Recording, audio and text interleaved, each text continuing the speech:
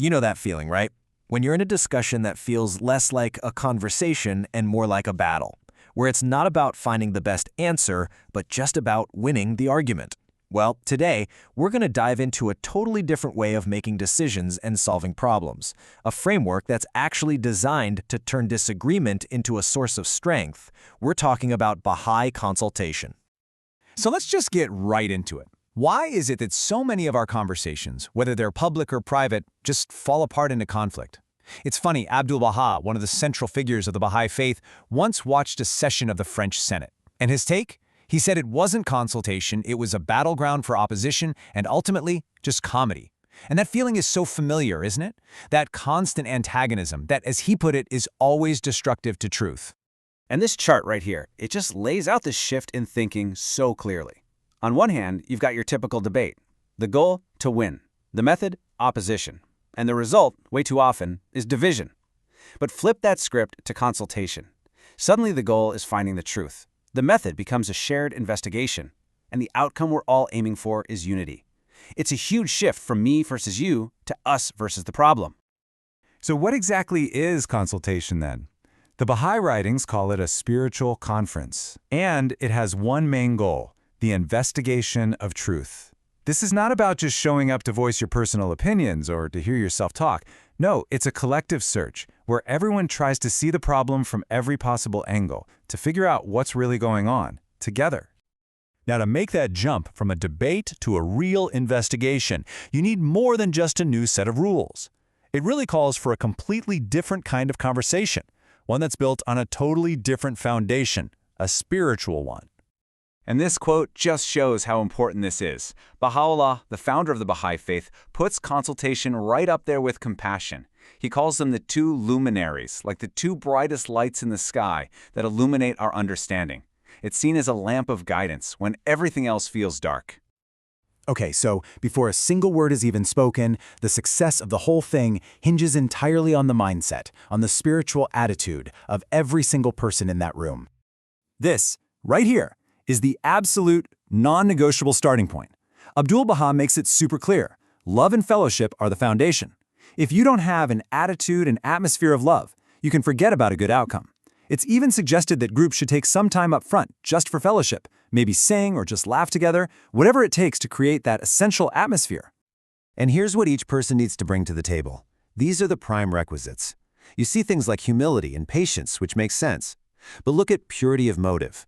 That means you're really asking yourself, am I here for the good of the group, or am I just here to push my own agenda? That internal state is what makes or breaks the whole thing.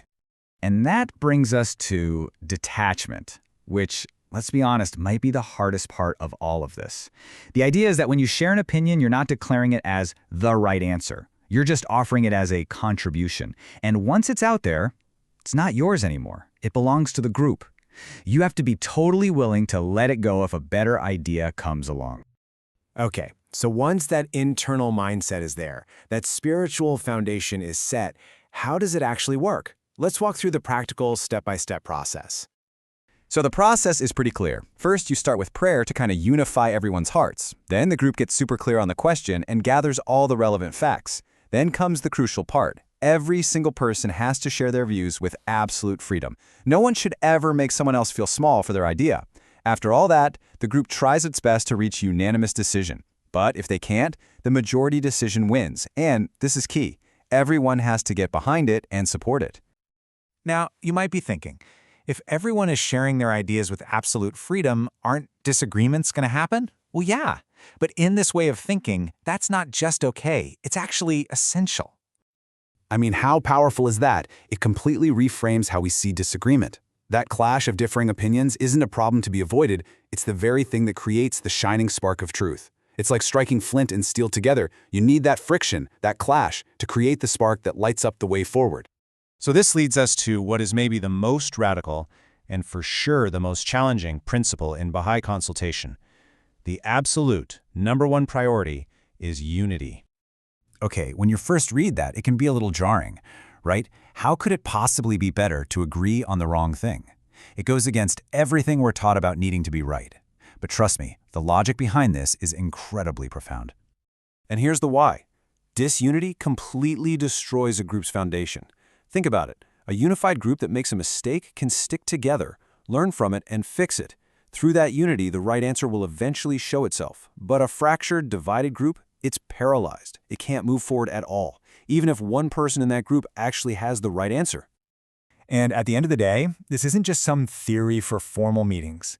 It's meant to be a practical tool you can use in every part of your life. Seriously, the Bahá'í Writings say you can use consultation for pretty much everything. Deciding something with your family? Yep. Working out a business strategy? Absolutely. Even just planning a project with friends or tackling a community issue. It's a universal method for getting everyone on the same page and moving forward together. And so we come full circle, back to this powerful metaphor. Consultation isn't just a process for meetings. It's a spiritual tool. It's that lamp of guidance that lights up the path ahead and, maybe most importantly, gives real understanding to everyone involved. So, as we wrap this up, here's something to take with you. Just think about the conversations you've got coming up this week, at work, at home, with your friends. What's one of those conversations that could be totally transformed if you went into it not to win, but as a collective search for truth, in a true atmosphere of love?